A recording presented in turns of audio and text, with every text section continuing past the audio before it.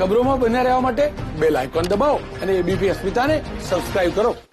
Corona કાળમાં શિક્ષકોના બદલી કેમ્પ યોજાતા પાટણના કોંગ્રેસના ધારાસભ્ય કિરીટ પટેલે શિક્ષણ મંત્રી ભૂપેન્દ્રસિંહ ચુડાસમાને પત્ર પાઠવ્યો. ધારાસભ્યએ કોરોના કાળમાં શિક્ષકોના બદલી કેમ્પ સ્થગિત કરવાની માંગ કરી.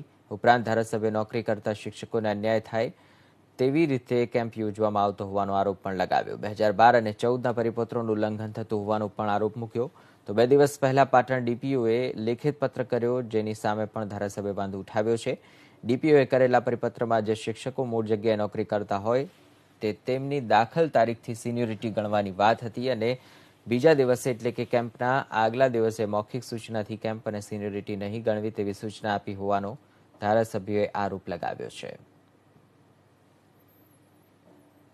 પાટણ ડીપીઓ દ્વારા જે લેખિત પરિપત્ર 2 દિવસ પહેલા કરવામાં આવ્યો, એમાં પેરા 2 ની અંદર જે શિક્ષકો મૂળ જગ્યાએ નોકરી કરતા હોય એ એમની દાખલ તારીખથી એમની સિનિયોરિટી ગણવાની વાત હતી અને બીજા દિવસે કેમ્પના આગલા દિવસે મૌખિક સૂચનાથી આવા કેમ્પ યોજવા અને એમાં સળંગ સિનિયોરિટી નહીં ગણવી એવી સૂચના આપવામાં આવી છે.